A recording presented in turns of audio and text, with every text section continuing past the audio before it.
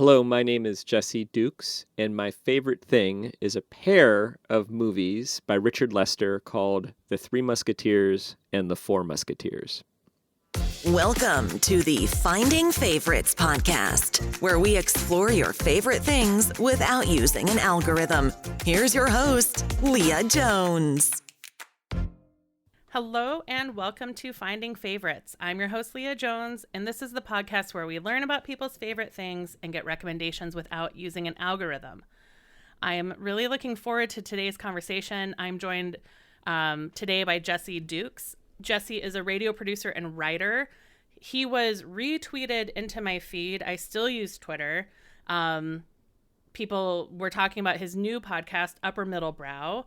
But Jesse is a writer and radio producer from Virginia who is now based in Chicago or Florida. We'll talk more about that. He was a senior producer of podcasts at WBEZ, the lead producer of Motive and Curious City, and later editor for Curious City. His journalism work has been honored with a National Magazine Award, Overseas Press Club Award, National Headline Award, and his writing has been collected in the Best of American Travel Writing. He's a contributing editor at Virginia Quarterly Review and also a rock climber, surfer, home renovator, and gardener, and co-host of Upper Middle Brow, which is how we met. Jesse, how are you doing tonight? I am great. I hope that it was people retweeting Upper Middle Brow and not just a person. That makes me excited about the possibility. The very first thing you said was that people retweeted my podcast, which is exciting news. I think it was the day that you launched your first couple episodes, and I think, we've got common people in the Chicago world of journalism. So yes. That's how I found out about it. And then because you were starting with a bunch of books I'd actually read, I subscribed and have been listening. Oh, that's terrific. Are you we have read a lot of Neil Stephenson. Are you a Neil Stephenson fan? I'm a fan. I'm going to say I'm a qualified fan. Me too. I would put it that way as well. Yeah, he does such amazing world building. Mm-hmm. But then I'm pretty sure he almost drowned as a kid because there's always like a suffocation, a strangulation, a near drowning. And that's one of my big fears. So eventually I was like, someone is going to die in the way I am most afraid of dying, or almost die. Yes. And I've never found an interview where anybody asks him that. So that's like my number one question for someone to ask him. It's like, dude, what happened? If we're not going to get him on our pod. He's very hard he doesn't do a lot of interviews, but do I have permission to ask him that if I'm ever in the position? Yes. Yes, right. You have permission to ask him. I remember you tweeting that. I had forgotten that was you, but I remember your tweeting that, and I was like, "Oh yeah!" And the dead Shafto brothers, brother from the Baroque cycle, who has some tragic accident. I forget involving sort of a screw up with a rope. I read that over a decade ago, and then there's certainly something in Fall, Dodge, and Hell. And then Goto Dengo. Cryptonomicon, it's they're going up that tunnel and there's like only an air pocket every 100 feet. Yeah. Or every 100 meters or so, right? Right. The flooded tunnel. Yeah. The flooded mine shaft. Yeah. Yeah. Then the underwater cult in Diamond Age that you were just talking about. We call it Underwater Burning Man. Yeah. It might be a little. It might be a little bit unfair to the Burning Man folks, but. That, and then there's always a truly gratuitous sex scene that is like in the middle of the biggest plot point action scene. He'll stop and have sex with someone. It's like, really? Sometimes, and in one case, a 15-year-old girl and a 30-something-year-old man too, which what we found kind of icky as well. Yeah. But he is a brilliant writer, and I think he's only gotten better in a way. I think he's a more mature person, but we're kind of, to be honest, I'm slightly regretful that we sort of had this idea of like, let's do a bunch of Stevenson stuff early in our podcast because we had originally made plans to do some other books, but then it was the 50th anniversary of Snow Crash. And so we were launching the podcast and we thought, oh, maybe Stevenson's going to get a lot of attention and we can kind of coattail that a little bit. And so we did those 3 Stevenson books and they've all been taped. They're all done. We're releasing the last 3, I think, this week, the week after that, the week after that. They're mostly all mixed. And I'll be very excited to move on to other stuff because our podcast is not just a Neil Stephenson podcast. We actually have very diverse taste. We're interested in a lot of different things. And I'll be excited to showcase that. Although there's also something to be said for going very, very, very deep into one creator or writer and observing the patterns and watching, watching the growth of anybody as an artist, I think is kind of fascinating to do. So, there's an upside as well. There's a level where it makes you the blank check of authors. I don't know if you listen to Blank Check podcast ever. I haven't listened to Blank Check. So on Blank Check, they go through directors' filmographies, directors who had a big success early that got them a blank check. So M. Night Shyamalan. Yeah. Who are they doing now? They're doing the director of Trainspotting. Danny Boyle, Spielberg. Yeah. Elaine May. So they do a pretty wide variety of directors, but they'll go through the whole filmography and watch as the films build on each other. That's interesting. I feel like another kind of fun, thank you for that recommendation. I'll check it out. And I feel like another fun complementary thing would be directors that somehow made their way out of movie jail, like Catherine Bigelow, who was successful earlier in her career. And then I think it was Strange Days that flopped. And she was making made-for-TV movies for a while. And then I think it was Hurt Locker or Zero Dark 30. I think it was the Hurt Locker that kind of pulled her back out into the A-list again. And she's so talented. And it was kind of frustrating. And actually, I don't know if you've ever seen Strange Days by Catherine Bigelow, but I think it's worth a watch too. But I think it was an incredibly expensive movie. So when it only made, $90 million at the box office, that was enough to put her into movie jail, unfortunately. Yeah. Yeah. I mean, it'd be interesting to see what would happen. I'm not a movie expert, but the movie market today with streaming and how things premiere and how people access content is so wildly different as an understatement. Yeah. Yeah. And I don't know. It's interesting. I don't know if that's better for directors or worse. Although, yeah, I don't know. You hear some of them talking about it. And that, I should say with Upper Middlebrow too, it's me and my friend Chris Bagg. Up to this point, we've talked about books. It doesn't have to be books. The premise of the podcast is works of popular cultural production. And I think I'm imagining books will always be our bread and butter, if we keep making it, which I really, really hope we do because we're enjoying ourselves quite a bit.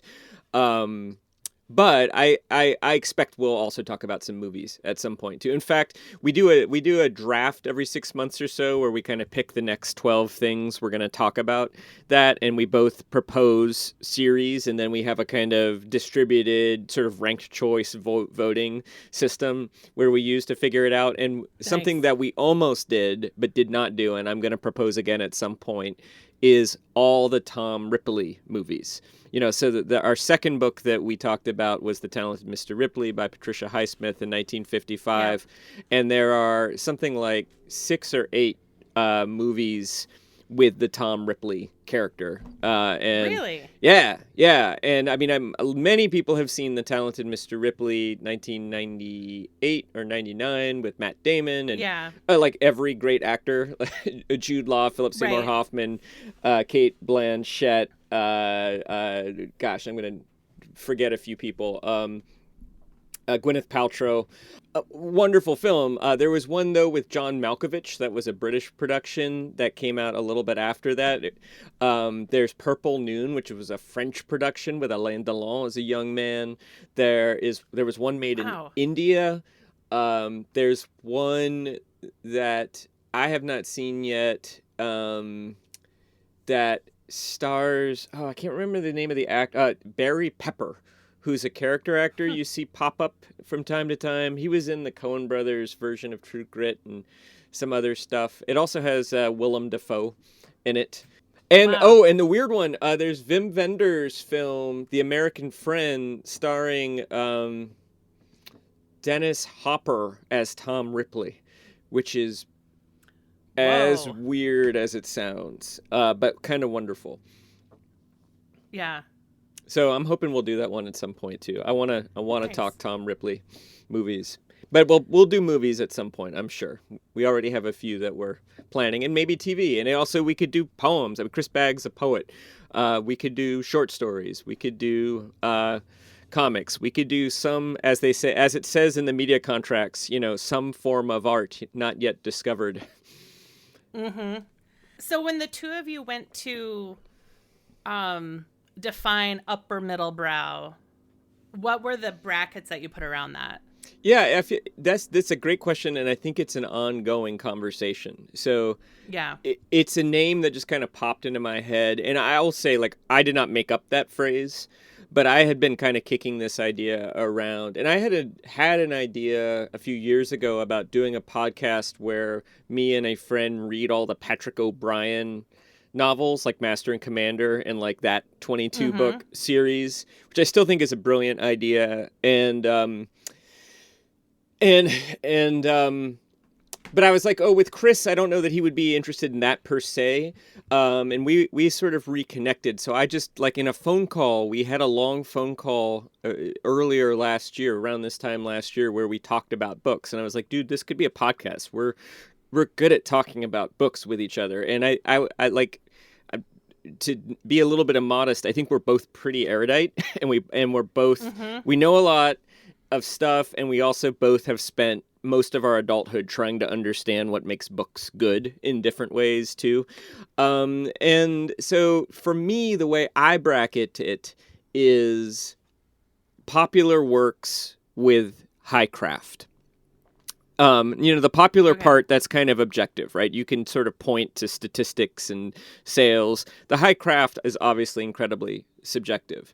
So, Chris and I might disagree about what counts as upper middle brow. And so I also think, like my friends who created the Nerdette podcast at WBEZ, that upper middle brow could also be sort of a verb too, that it could be as much about the kind of work that we're talking about as the practice of trying to understand what makes a popular work of cultural production great.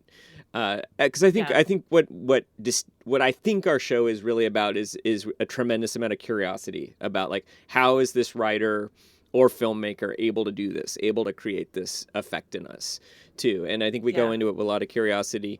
When Chris talks about it, he tends to describe it more like the upper middle brow as an actual sort of like shelf, like sort of between highbrow and lowbrow and middlebrow and upper middle brow. He tends to describe it more that way, whereas I tend to bracket it in terms of what I told you earlier, popular high craft. So it's not about obscure works.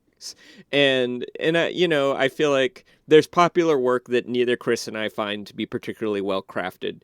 Although generally, if it's popular, they're doing something right. Like he and I were kind of throwing shade at Tom Clancy the other day. But, Tom Clancy is a much more successful writer than I am, and clearly, he's got something that he does well. Although I would say maybe Clancy's he's a very good plotter, but maybe the sort of depth of character and the beauty of the prose isn't necessarily there. Although saying that, now it kind of makes me want to go back and read.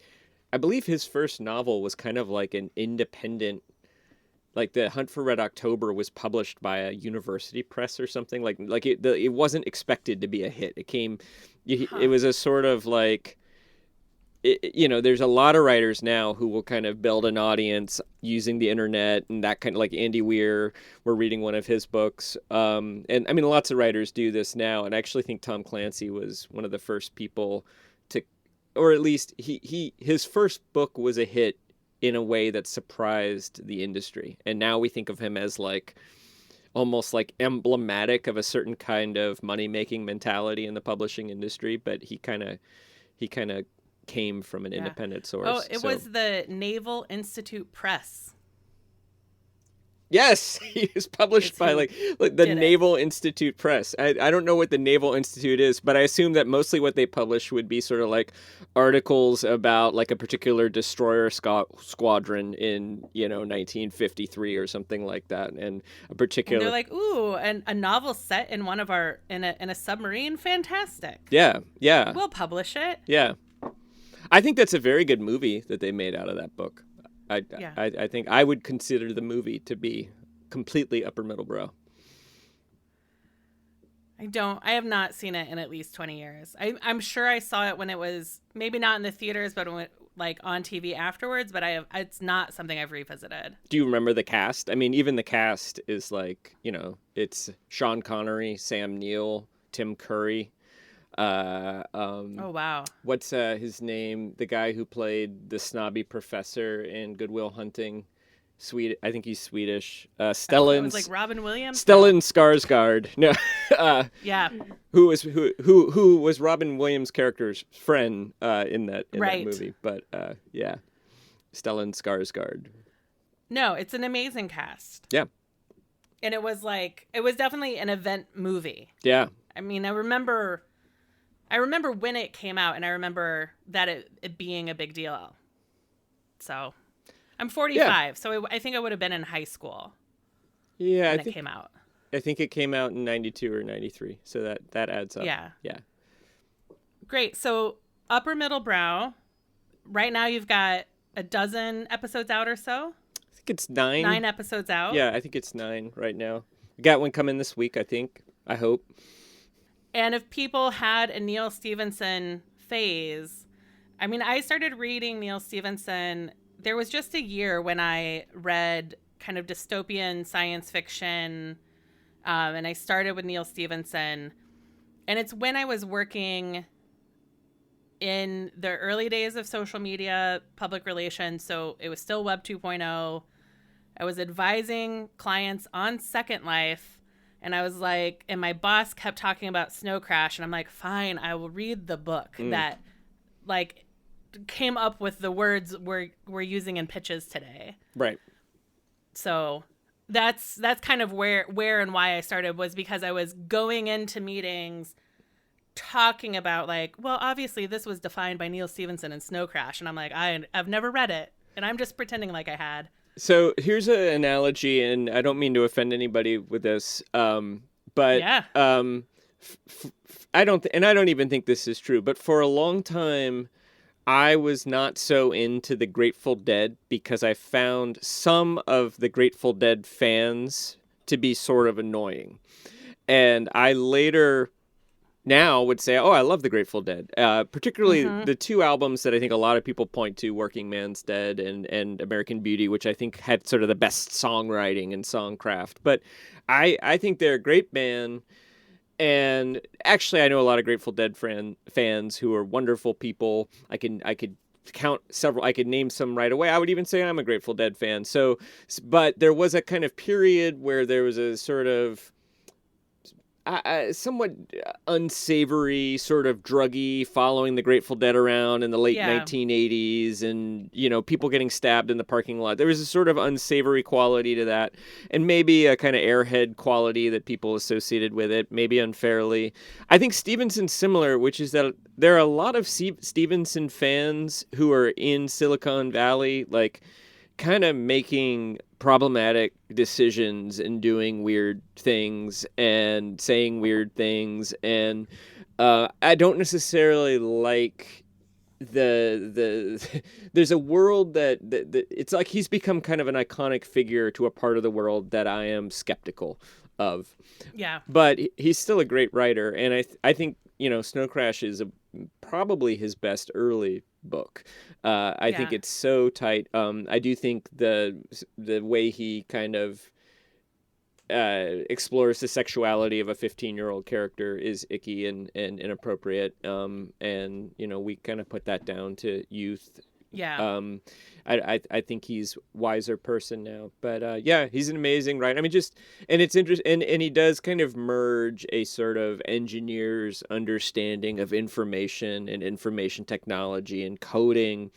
And he has this, I think this is the thing we talk about in our podcast a lot of times, is that he's really fascinated by what you could broadly call infrastructure, or whether it's the mathematical reality behind the world, which is what Cryptonomicon's about, or it's about the technologies that power the matter replicators in the Diamond Age, or in the early novel Zodiac, it's literally the physical infrastructure of Boston, and like the sewers and the subways and the estuaries, and the main character's always tooling around in a rubber raft, kind of poking his head in places where you're not supposed, where big companies didn't want him looking, because he was trying to catch them disgorging chemicals into the Boston harbor.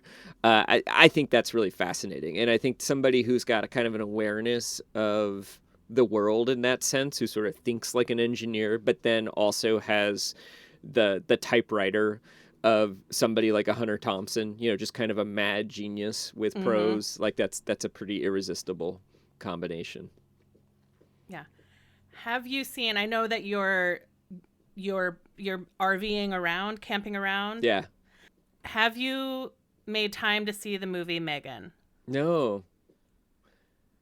That's a good idea. Sometimes I am RVing around, and sometimes you'll get a rainy day, and it can be fun to find a movie theater somewhere, and, sort of, or a hot, humid day where it's too hot to sleep in the RV, and finding a nice air-conditioned movie theater. Would you recommend it?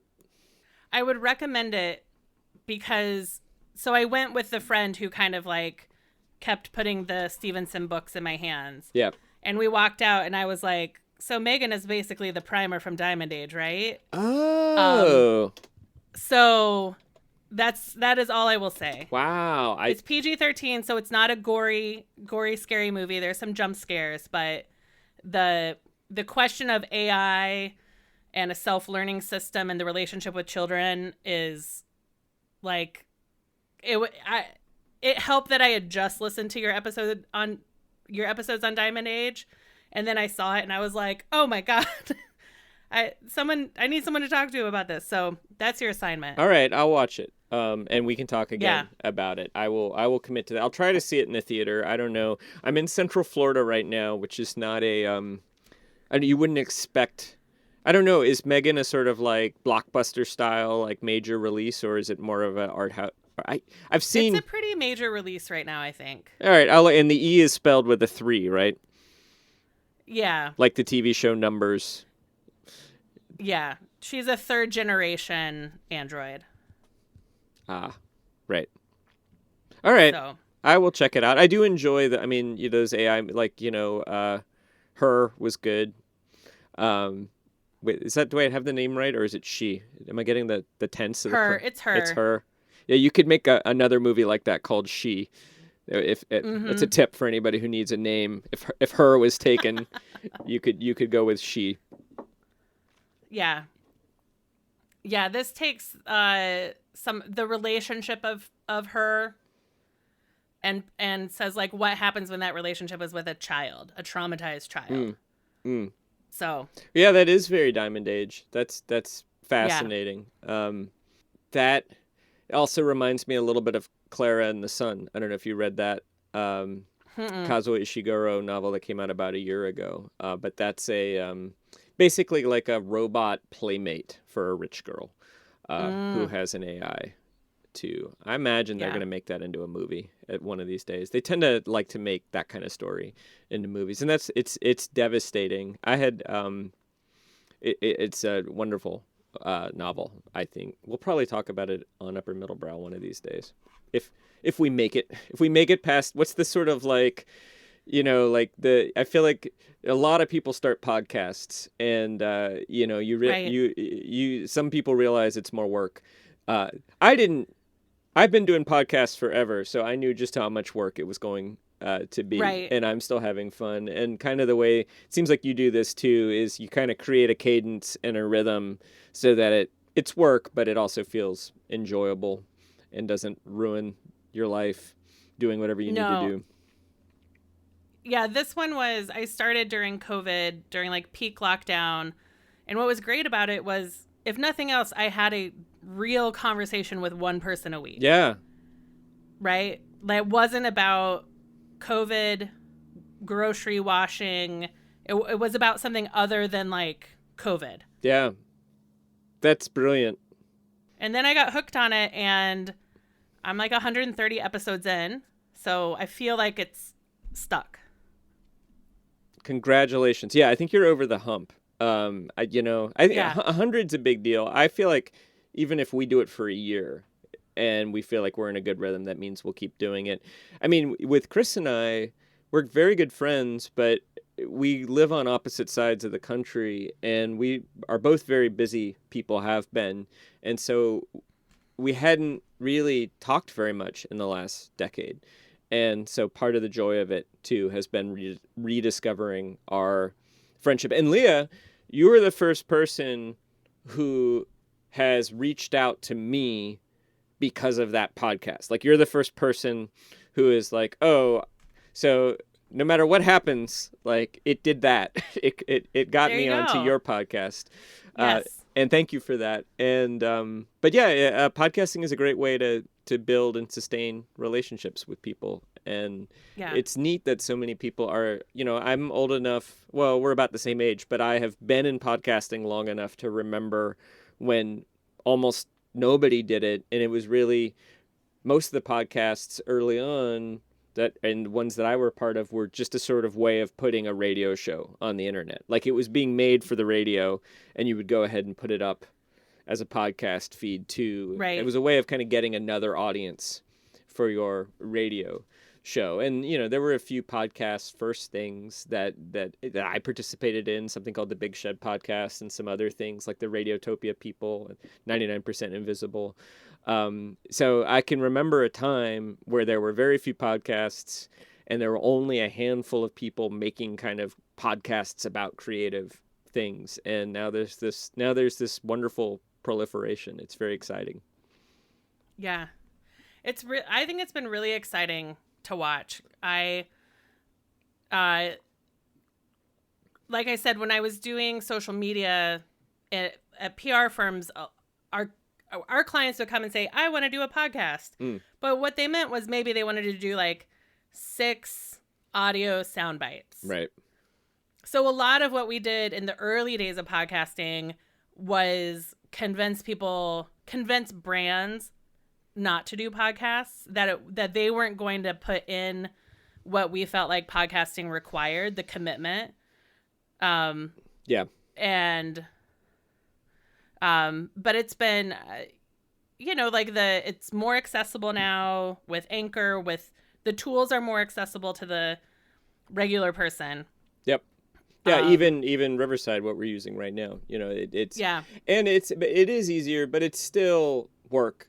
And it's so much work. I would not recommend to anybody that they promote their brand with a podcast.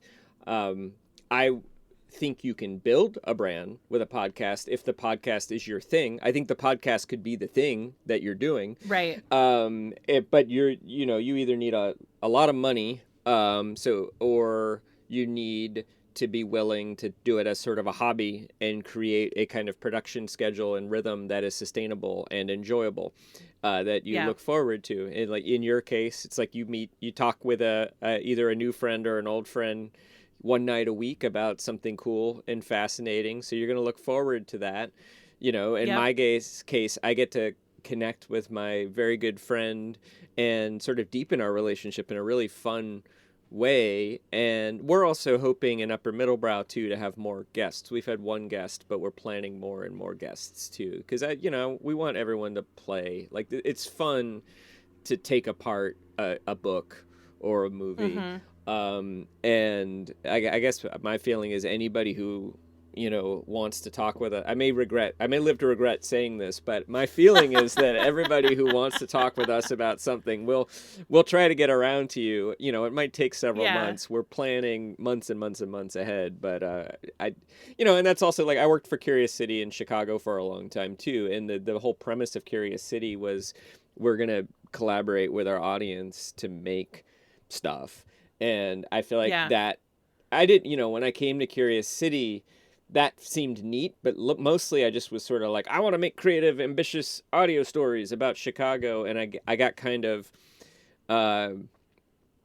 it sort of subversively wrapped its way around my brainstem now that whenever I make anything creative, I want to engage with the audience in some way. I want to find a way to make the audience sort of part of the content too. Jennifer Brandel, the creator of Curious City, has sort of like reshaped my brain, sort of like the snow crash virus, such that I always want to do that now. The Curious City virus is a good one, I think, to be reshaped by. Definitely better than the snow crash virus, as those things go. Yeah, no, it's a very good one, and hopefully it infects more people in the media and in the world of cultural production and in the world of content.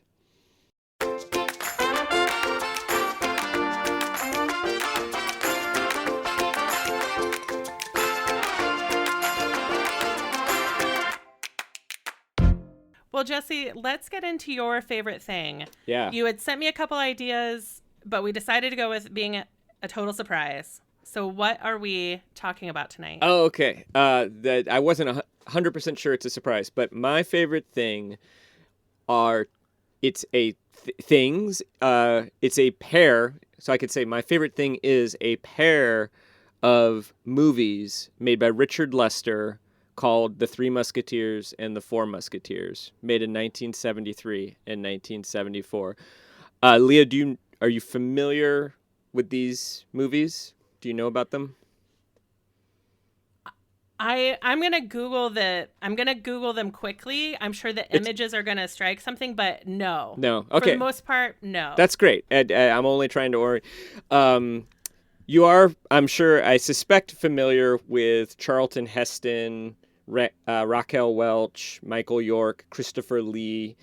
The cast is incredible. Michael York was the star. Who else? Richard Chamberlain, not as well known. Spike Milligan. Looking at the pictures, it's an immediate yes. Okay, it looks familiar to you. Well, looks so familiar. But also looks familiar in a Three Amigos sort of way. Right. Is it that you know that movie, or is it that you know a bunch of stuff that this movie kind of inspired, or movies that have a similar, or were taking from the same inspirations, taking from the same DNA I think it's going to be the long legs of the work. That it inspired a lot of things I watched. Well, and so you talked I'm trying to remember his name. Shai Corman, about a few weeks ago. I listened to that episode a few days ago, and you mentioned the Monkees TV show. Yes. The Monkees TV show, that entire TV show, like the comedy of it and the kind of the way they all hung out together and the look of it and sort of the bright colors, was all inspired by the movie Help about the Beatles. Richard Lester directed Help. So one of Richard Lester's influences is, I would say, the Monkees too. Although the Monkees are their own wonderful thing, and everybody kind of likes to dump on the Monkees, but they're great. Great musicians. So that's one of his tendrils. So he kind of made a name for himself making the two Beatles movies in the 1960s. And I think he kind of reached the point of a blank check, as we were describing earlier. So he had a big budget to make this movie. And I'll just give you the first 10 minutes or so of the movie, not in real time, just kind of like, here's how this movie starts. And to set the scene, it's the 80s, like 7 or 8-year-old Jesse. My parents are divorced. We're in Charlottesville, Virginia. I'm spending time with both of them, and it's the 80s, and we're not poor, but there's not a lot of money. And so cheap entertainment is really, really important. And my mom, who had been working as a waitress, got a like slightly better job as an after-school teacher.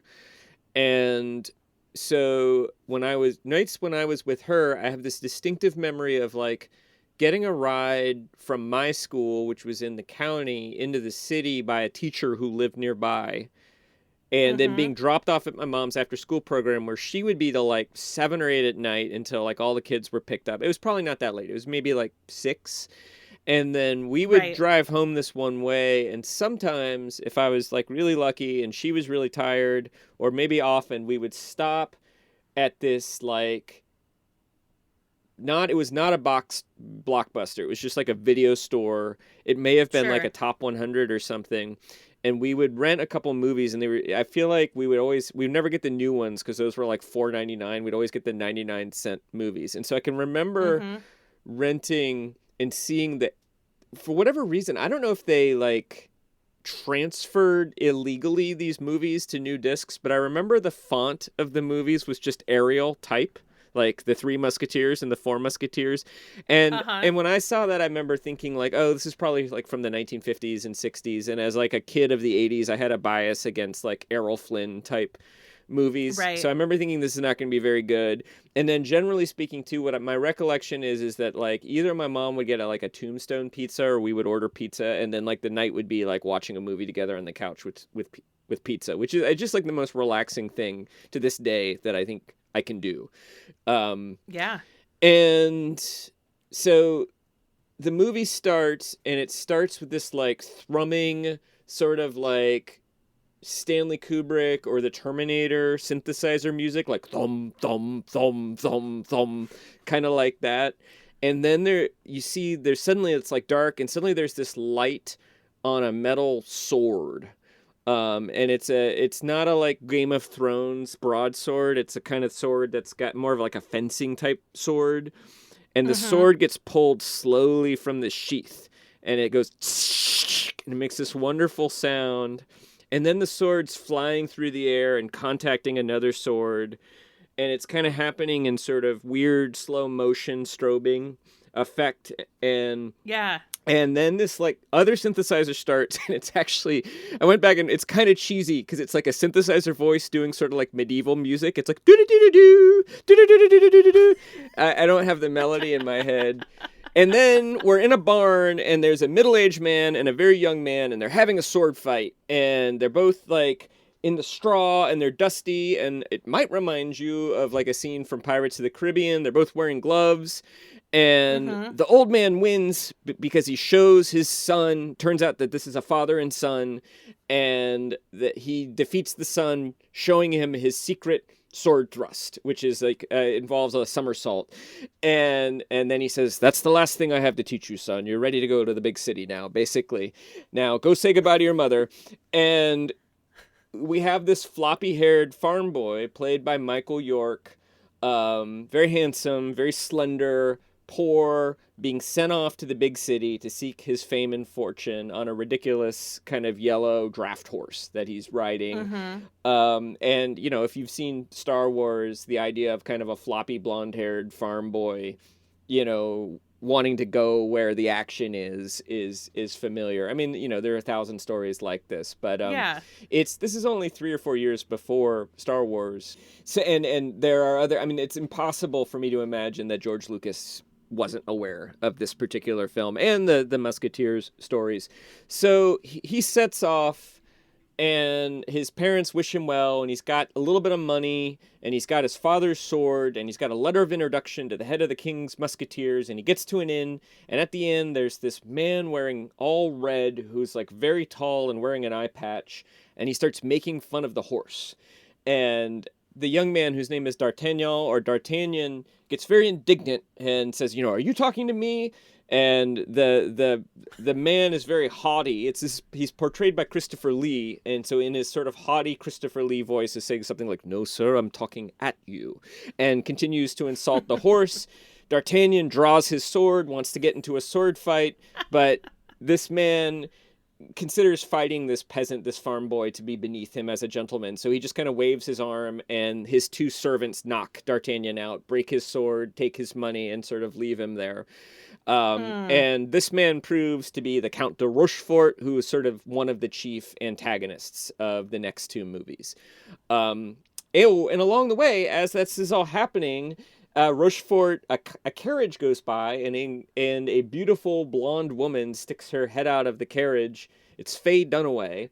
And it's very clear that they're up to something. You know, they kind of talk to each other, sort of like, you need to go to the next city here and wait further instructions. The cardinal will have further instructions for you. And so we're starting to get a sense of like machinations and intrigue. So the next scene is D'Artagnan, the young man, has recovered in the inn, and he goes into the court of the Musketeers. And we see the Musketeers for a while, and they are just like raucous bros, soldiers. You know, they're all wearing these tabards and they have swords, and they're laughing and they're joking and they're gambling and they're playing, you know, like pool, and they're boasting at each other and they're telling stories. And you see the kind of the eponymous Three Musketeers, although you don't necessarily know who they are at this point, and they're having various interactions. And D'Artagnan, wide-eyed, walks his way through this court, up the grand stairs, and then they say, you know, Monsieur de Treville will see you now. And he goes into this private room, and there's an old man there, and the old man is Treville, who is the captain of the King's Musketeers, which is a very prestigious military company in that time. And they wear these blue tabards, and they carry swords and muskets, and he remembers D'Artagnan's father. And D'Artagnan has been sent with a letter of introduction, although I can't remember in the book, the letter of introduction is pilfered by the man who knocks him out. In this case, I'm not sure that's happened, but Treville sees him and says, you know, I remember your father very well. We were comrades together, fighting in this place and that place. And I'd love to help you, but unfortunately, there's only so much I can do. You're not allowed to join the Musketeers. You know, the king and I decided there's a rule. You have to spend at least 2 years in another regiment or distinguish yourself. So you can't be a musketeer, but you know what I'll do? My friend's the head of the guards, this regiment. I'll give you a letter introducing you to him, and he'll probably give you a job as a guard. And, you know, D'Artagnan's like, okay, fair, that's nice. But as this conversation is happening, D'Artagnan's sort of bored, and Treville's writing something down. And there's some broad comedy, too. I think he knocks something over, and there's a lot of that in this movie. It's sort of an adventure comedy. And so he's looking out the window, and he starts shouting, "There's the man! There's the man! There's the man who knocked me out and took my sword!" And so, you know, Treville is kind of completely bemused by this and looks up, and he bows low, runs outside, runs down the stairs to try to find this man. Along the way, he bumps into all three of the Three Musketeers, and basically, I won't go into the details, but in each case, he upsets them, and they find him to be rude. And in one example, he bumps into Athos. It's Athos, Porthos, and Aramis. Athos is wounded, and he bumps into his arm, hurts him, you know, accidentally, and says, "Excuse me." And Athos says, you just bumped into my wound, and all you can say is, "Excuse me, you need to be taught a lesson in manners, young man." And D'Artagnan says, "I don't need a lesson. I said, excuse me. Nonetheless, you shall have a lesson." And so they make a duel for 12 o'clock that day. He then does something similar with Porthos, and they make a duel for 1 o'clock that day. And then he does something similar with Aramis, and they make a duel for 2 o'clock that day. And he goes outside, and the man he's looking after is gone, and now he's made enemies of, like, the three most famous musketeers who are surely going to kill him in this duel, you know. So he shows up for the duel, and Athos, and I'm about wrapped up here, too. I mean, this is the sort of end of the first act. In case you were like, how much detail are we getting in this movie? He shows up for the first duel. There are very few movies that I could go beat by beat. Like, mostly I'm just impressed. Well, I could maybe do the whole thing beat by beat. I like it that much. But let me just get through what happens with the duels, and then we can sum up.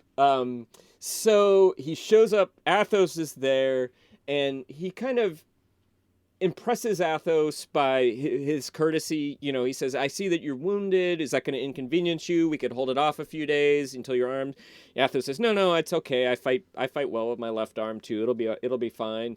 He says, "Well, you know, I've got this kind of herbal remedy my mom gave me. It's really good for wounds. Would you like some of that?" And Athos, you can tell Athos is kind of impressed by him, and sort of, he's like, kind of like, you know, you're not a bad guy. Like if I think you know, in the book he says something like, "If we survive, maybe we'll be friends," or something like that. But of course we have to fight the duel. You know, this is an affair of honor. Athos's seconds show up, because when you go to a duel, you have to have seconds, you know, to sort of arrange the rules. And of course, it's the other two Musketeers, Porthos and Aramis, and this sort of like moment ensues where they're like, "Wait, I'm supposed to fight a duel with this guy," and D'Artagnan says, "Yeah, well, not until 1 and not until 2," and then D'Artagnan apologizes to Porthos and Aramis because they might not have the opportunity to kill him because Athos might kill him first. And again, Porthos and Aramis are sort of impressed by this charming young man, and so they're about to start the fight, and then the Cardinal's guards show up, and there's an edict against dueling, and there's 6 of the Cardinal's guards, and you can tell the Cardinal's guards are really hoping the Musketeers will not be arrested peacefully, but will instead choose to resist so that they can have a brawl, because the Cardinal's guards, the Cardinal and the King are kind of the twin rulers of France, and they're kind of frenemies. And the Cardinal's guards and the Musketeers are rivals, and they don't like each other. So this is like an opportunity for the Cardinal's guards to, like, you know, get in a fight with the Musketeers, and they're spoiling for that. And of course, the Musketeers don't mind that idea either. But Aramis points out, you know, there's only 3 of us, and there's 6 of them. And D'Artagnan says, no. There's 4 of us, you know, not 3 of us. And there's this moment of like, "Wait, you're not one of us."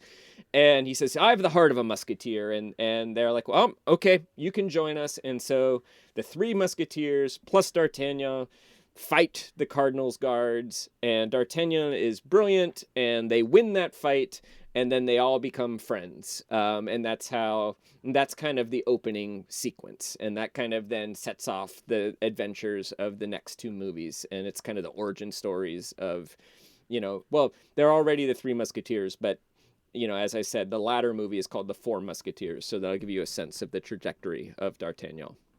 That he fully levels up. Yes, there's some leveling up that happens in the course of the movie. Yeah.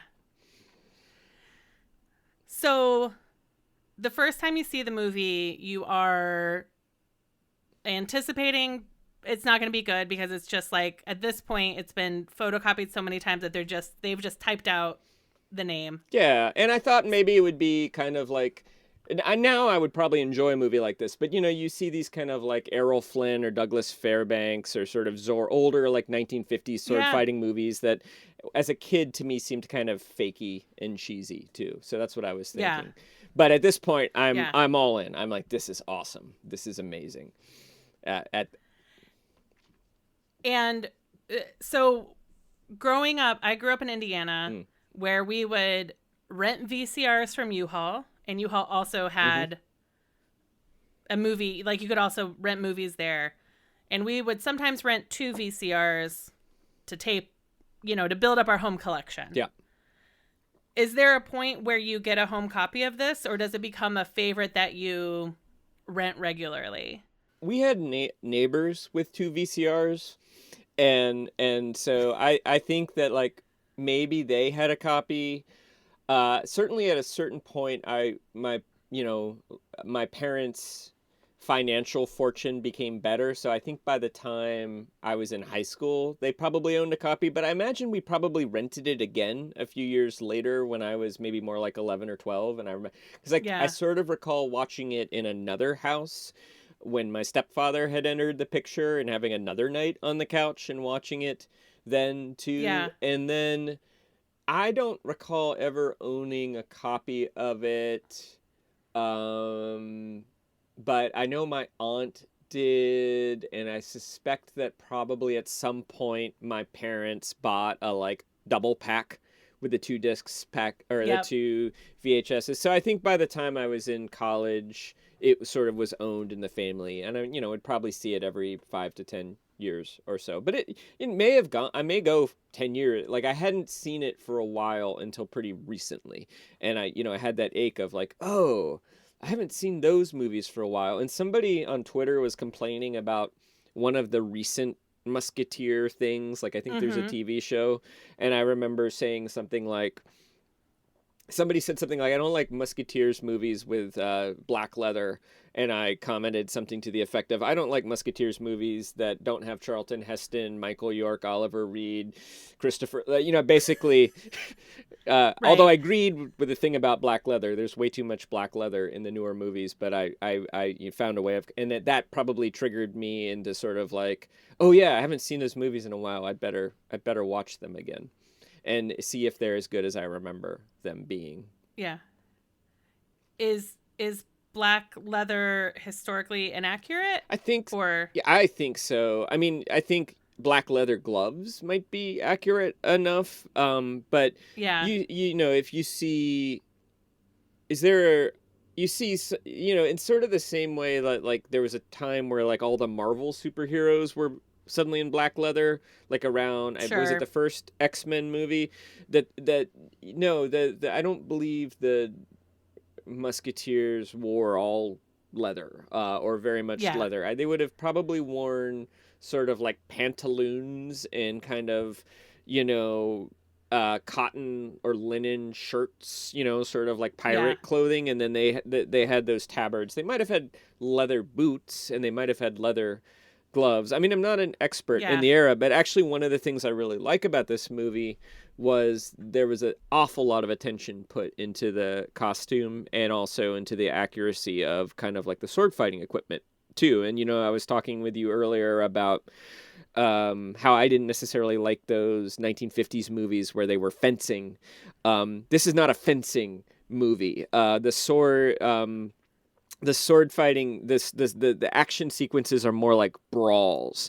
And that was very, very intentional. Richard Lester wanted that, and the fight choreographer wanted that, and they would plan them out. But if you watch the action sequences, I think it did sort of change the way that kind of sword fighting action was done in movies now. And so like films like Pirates of the Caribbean or the Lord of the Rings films, I think now are sort of a little bit more like the 1973, 1974 Three Musketeers, where it looks like a brawl and like people are kind of like eye gouging and kicking dirt and grabbing whatever they can and parrying with their hat, and right. And it's not Olympic level épée fighting. It's not that, right? Nor is it sort of like beautiful Crouching Tiger, Hidden Dragon, elegant dancing, sort of Asian-inspired martial arts either, which is wonderful and beautiful in its own way. They're down and dirty.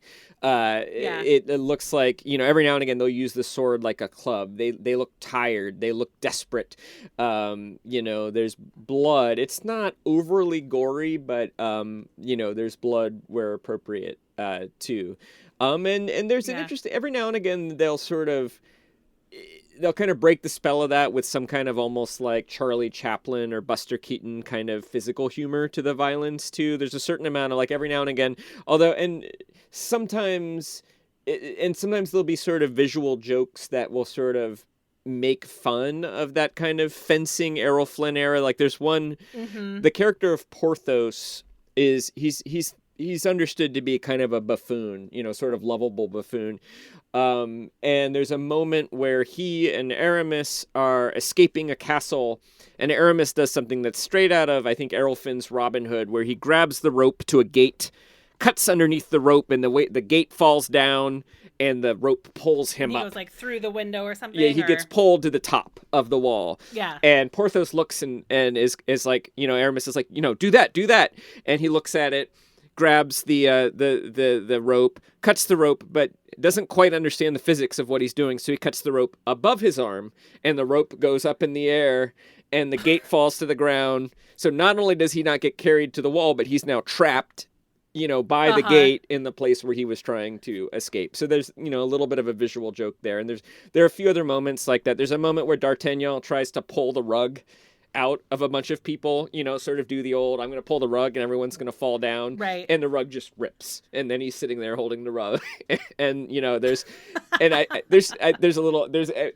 every now and again they'll do these overdubs too. So one of the soldiers says, he ripped our rug, and then he sort of drops the rug and runs away. But so there'll be these little moments like that are clearly alluding to earlier eras of action film and sword fighting. And I don't know, maybe they kind of break the spell because sometimes the fights do seem very down and dirty and realistic. And then that's clearly a joke and clearly a sort of winking joke. But I don't know, to me, it's never bothered me to have that kind of comedy mixed into the action.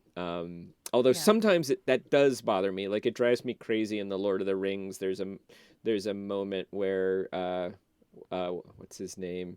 The Legolas character kind of like snowboards down some stairs on a shield, and I found that very annoying. It just felt like I was like, you're not even taking this seriously anymore. You're not even trying. Yeah. But I don't know why. Maybe it's because I was a kid when this film came out, so that those elements, I was actually not alive when this film came out, but I was a kid when I first saw this film, and so maybe I forgive some of the moments that kind of break the spell of the realism that way. So for you, when you saw Three Amigos, you knew immediately what it was riffing on. Yeah, well, yes, although maybe not. I would also say that the Three Amigos was also very much riffing on like serial, like certainly it's the Three Musketeers, the Three Amigos, but it's also Zorro, and it's also like 1940s and 1950s Hollywood westerns too. And and that that came out a little bit later. I remember when that one came out, and even in that one they're sort of, in that movie there are a lot of jokes about how these guys are actors and not real gunfighters too. So yeah, they're actors who could have been in a movie like a Douglas Fairbanks Robin Hood. I mean, I'm sure there were some 1950s and 1940s versions of the Three Musketeers. I've never actually, I mean, the story goes back to Alexandre Dumas' novel from 1844, which I should say, I remember my mom reading me that book, and it would be interesting to ask if it was a favorite. I remember her reading it aloud to me when I was a little kid, and then I also remember having the Classics Illustrated comic book, which I think Richard Lester was influenced by, because some of the costume design of the 1973-1974 film is very similar to the Classics Illustrated, and I could imagine, and I think the Classics Illustrated books came out in the 40s or something, so I could imagine Richard Lester taking that to the costume design and saying, I want this guard to look like this, with the kind of like pantaloons and the shield and the kind of stripy arms, or that I saw from this book, the Classics Illustrated book. So it's interesting. I did an interview a couple years ago. Sean, his last name escapes me at the moment, about historical European martial arts, which is sword stuff, and how he trains with people about about this type of fighting. And like in Germany it was like this, in England it was like this, in France it was here, and he competes in historical European martial arts. And it is like the grittier, you have a sword or something, but it is like also grappling and wrestling. It's super intense.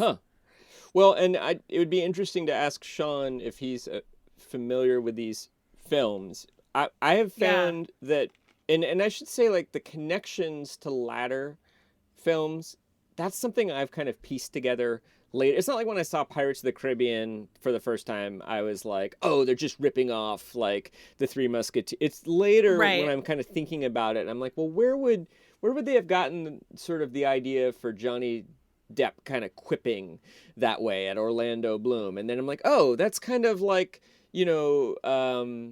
that's kind of like Athos and D'Artagnan, and I'm not, and certainly in the Lord of the Rings, like, Gimli and Legolas are Porthos and Aramis. Like that relationship, the sort of Oh, wow. that kind of comedic relationship, and one of them being kind of the sort of bloviator and kind of full of himself, and the other one sort of needling him a little bit, but there also being great affection between those two characters. Like it's to some degree it's in the books. It's in both original books too, but it's also like it like Porthos sounds like Gimli. Frank Finlay was the actor. John Rhys Davies is the actor. I mean, they sound the same. Huh. But so it would be interesting. I've interviewed a fight choreographer who says the movies were kind of legendary for a number of reasons, and one of the reasons was that Richard Lester did sort of he didn't want to do that fencing, which I heard Christopher Lee describe it as a kind of Hungarian style fencing that Douglas Fairbanks, Basil Rathbone, I don't know about Errol Flynn, but a lot of these actors from the 40s and 50s were quite skilled at. But basically he did some research and was like, fighting at that era didn't look like that. They weren't fencing with each other. They were doing something else. Right. And that, in fact, he read that in the time that the movie was set, which is the early 1700s, I think. I think I have that right. Early 1700s, that the swords were not little, fencing rapiers. They were bigger, and so they hacked with the right arm, and then they parried with the left arm. And parrying, there's some word for it, but you'd have sometimes you'd have a little sort of parrying sword, but you also, like, maybe you would use a coat, or maybe you'd use your hat if you couldn't afford something like that. So that this was a very particular style of fighting that Richard Lester read about and then worked with the fight choreographers to kind of revive. So, and it is, the weight is on the front foot instead of the back foot. But then it also, I think that element of, down and dirty, throwing dirt in people's eye, grabbing whatever you have available, was also something he wanted to create. And I think that's probably true in any era where people fight each other, that in any, it's not like fighting has ever looked beautiful and elegant when people are actually trying to hurt each other or kill each other. It always looks like that. It's always gritty and confusing and weird and stumbling, and you can make that look, appropriately awful, in certain types of war movies, or say Game of Thrones, or you can make it look sort of adventurous, like Richard Lester's Three Musketeers and Four Musketeers too. And maybe arguably that's a little bit irresponsible, but I didn't grow up wanting to be a sword fighter for real. I feel like as a kid I could separate the idea that you probably don't really want to be a sword fighter. Right. You're not going to live a very long, prosperous, happy life if you're constantly trying to stick people with a piece of metal and have them do that to you. Right. Your days are probably numbered.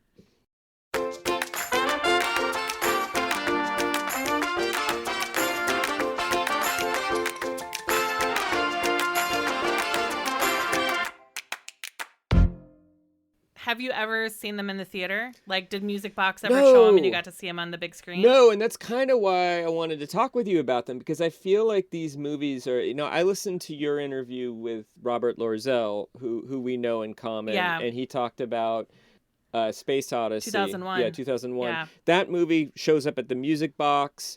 When I lived in Charlottesville, I was a student there. We had the Virginia Film Festival, and they would show, like French noir films. They would show Metropolis. I've never seen these in a theater. Never. And, they'll show Star Wars. They'll show The Terminator at film festivals. They'll show other... it's not like film festivals or the Music Box are afraid of action adventure, the genre. It just seems like these films, for how influential they are and how good I think they are, and I've got other reasons I think they're really, really good, and how I believe I'm not the only person who thinks this. Steven Soderbergh has a book where he interviewed the director Richard Lester. Like, a lot of people talk about Richard Lester. A lot of people talk about these actors. I mean, Christopher Lee is legendary. I think there are a lot of people in film who like these movies. So it's kind of astounding to me that they haven't, that as far, I mean, maybe they were at the Music Box and I was out of town, or it's not like it's not like I know everything that appears there, or the, Gene Siskel Center, or maybe they came to a film festival somewhere, but as I have never seen them at a festival, I've never seen them on the big screen, and I would love it too, because another thing that's amazing about them, and if you've been Googling around, the color is so vivid. And Richard Lester was kind of famous when he made Help. He made it in color. A Hard Day's Night, the prior Beatles film, was in black and white, and it's considered, I don't know why, but it's considered sort of innovative in its use of color. I don't know if it's because of something like the film stock that was available in the 1960s or the costuming, but certainly 1973, 1974, you can tell it's shot on film. It's shot beautifully on film. The colors of the costumes are vivid. There are a number of frames from the movie that look like oil paintings, and some of that is the use of color too. So I would love to see it in a big theater, and I would love to see, if they shot it on whatever it's, what is it, 78 millimeter originally. I'd love to see the extra large print of it with the vivid colors, and I think, right, I stream it on Amazon or something like that, and I've seen it on pretty good VHS, but it would be amazing to see a really, really good print. Yeah, it seems like it would be, they were doing a series for a while called, I think it was like, Is It Still Funny? And that was when I got to see Harold and Maude on the big screen for the first time.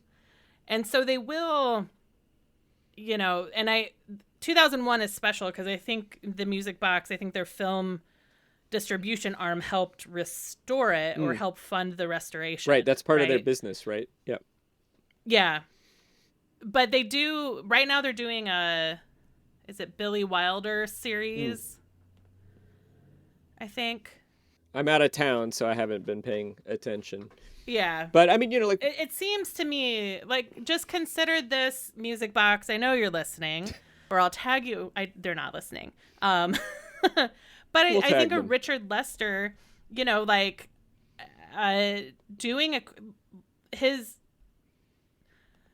looking at what his movies are, they would all be incredible to see on the big screen.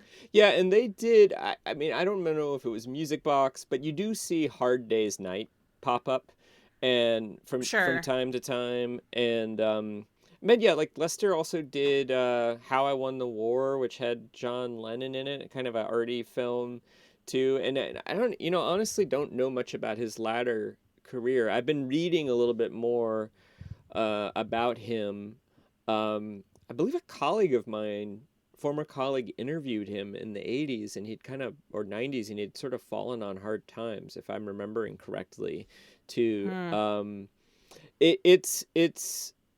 Yeah, I mean, and the other, I mean, Lester, I think, is a filmmaker, yes, you could totally do a revival like that with. Watch the Beatles films and watch these two, and there's maybe one or two others, and lots of people would love to see that. I also think Christopher Lee is obviously a legend. To me, the absolute standout performance, and Charlton Heston is amazing. Faye Dunaway is amazing. Raquel Welch, think of her, I don't necessarily think of her as a great actress, but she performs in a kind of comic role, and she's brilliant, and she's perfect. And Michael York is exactly the kind of, Mark Hamill type, Mark Hamill before Mark Hamill that you would need him to be, sort of like energetic and innocent. He's got that kind of innocent, boyish, innocent fool in a complicated world who succeeds in spite of his foolishness through sort of like luck and affection, and the chemistry between him and the Musketeers, who are all supposed to be in their 30s, feels very, very real. You sense the affection. But to me, the real standout performance is Oliver Reed. And I don't think Oliver Reed is a household name in the United States. I think people who are really into film recognize him. He was in Gladiator. He in a sort of similar role, like the Russell Crowe Gladiator film. He was the kind of like gladiator trainer. and he was in The Adventures of Baron von Munchausen, and he was in some Italian B movies in the 60s and 70s. He's also, I believe, had a pretty distinguished theater career too, but he died kind of young. I think he was a kind of classic British, hard drinking, you know, raconteur, stays up all night and then shows up at you know, on set the next day, but he has all his lines memorized. But his performance in these movies, to me, just like it gives it, he's got this kind of darkness and depth and gravitas, and he's playing kind of a mentor figure to D'Artagnan, and you can tell that he's got a special affection for him, but he also has kind of a haunted, dark past. And that past in the second movie kind of appears to drive the plot and haunt him and haunt the other characters in a way. And the intensity, and I think he acts with his eyes in a way, you know, but he also has this kind of deep voice. But I just, when I'm watching the movie, I'm just magnetized whenever he's on the screen. And there are these other amazing actors that he's acting with too, but I think like Oliver Reed's performance in this is so incredible, and it's made me, I've kind of like, I have a sort of, you know, queue of movies to look for of sort of earlier Oliver Reed films, because he wasn't, I mean, I think he was a successful working actor. His grandfather was Sir Carol Reed, who directed The Third Man, but I think maybe he was more of a theater actor, because he's not in a ton of movies. But, you know, steady. Seems like he was working steadily. Yeah. Huh. Is there anything else about the Three Musketeers or the Four Musketeers that you haven't mentioned that you would be sad if we hung up without saying? Well, okay, so I mentioned the oil paintings. I guess the one thing I would say is that I think there are elements of it that don't age well, too. And I do think there's a certain amount of sexism. I think there's sexism in Alexandre Dumas' story, but that the women characters, even though there's two women who are excellently portrayed and brilliantly acted, their role is to sort of create emotional stakes for the men in the movie. And I think that's unfortunate.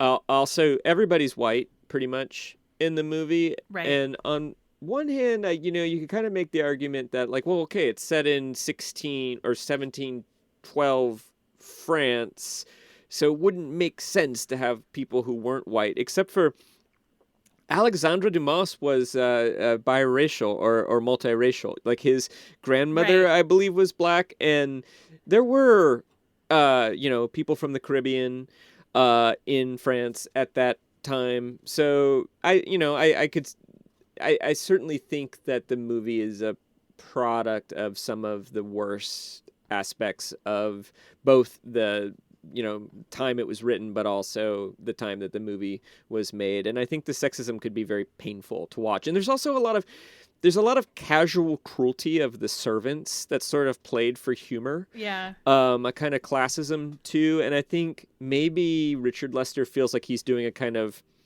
ironic social commentary by pointing out the hypocrisy of it, but it seems like they're having a little bit too much fun with it throughout the film, I think, too. Yeah.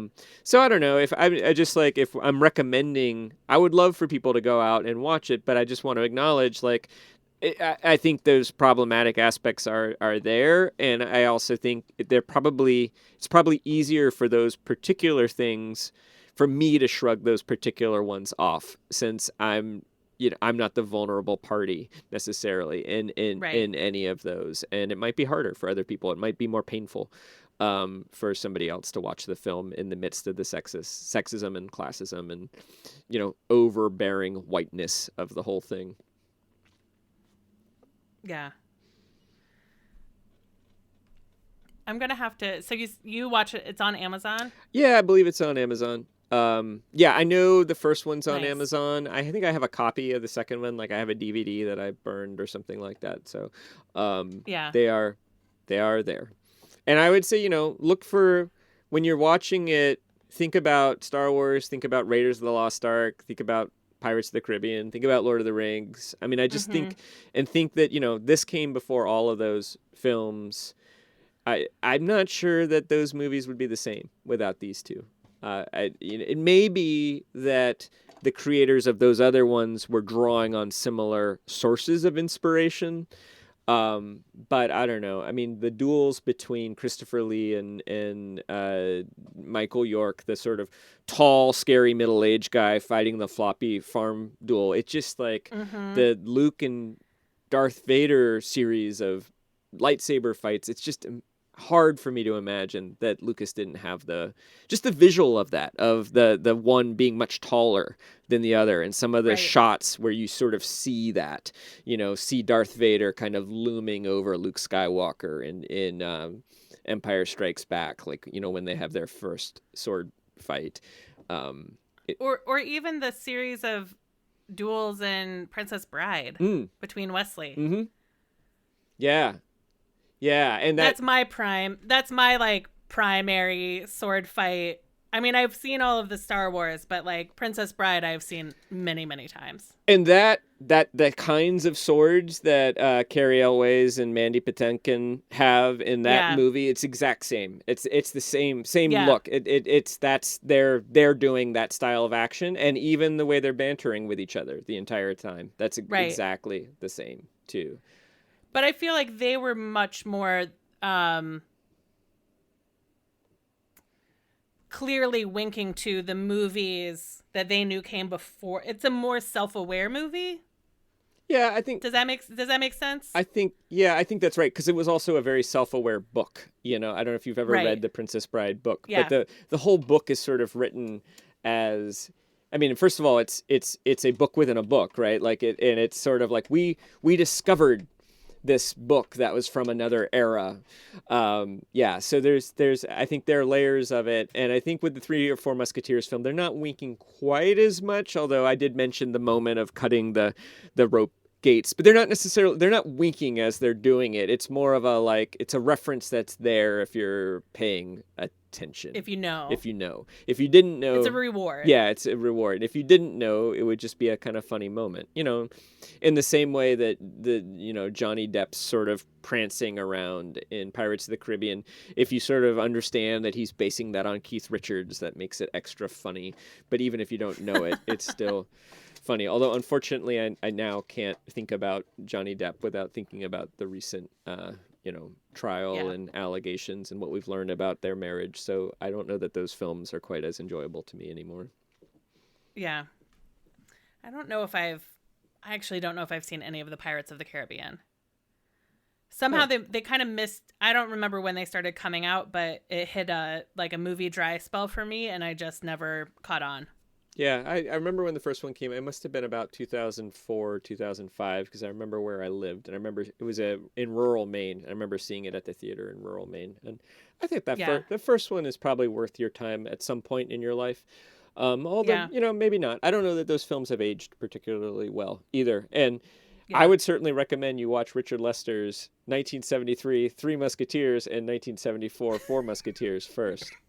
If that wasn't clear from the last hour and a half. That is clear. That's clear. Jesse, where can people find you on the internet? Do you want to be found? Yeah, at Curious Dukes on Twitter. I'm still on Twitter. I'm waiting and seeing what's going to happen. I don't have any really good alternatives to Twitter right now, so at Curious Dukes. Also, you can go to uppermiddlebrow.com, and you can find Upper Middlebrow wherever you get your podcasts, unless you get your podcast from a very strange place that I've never heard of. Like unless you're, like your grandson burns them to a CD for you, that you probably couldn't get them there. You'd probably have to find some other way to get your podcasts. But, if you do the usual things, you can search for Upper. Upper is one word. Middlebrow is one word. So 2 total words. Upper Middlebrow. Fantastic. Well, Jesse, thank you so much. This has been a delight. It was a total delight. Thank you, Leah. Thank you for listening to Finding Favorites with Leah Jones. Please make sure to subscribe and drop us a 5-star review on iTunes. Now, go out and enjoy your favorite things.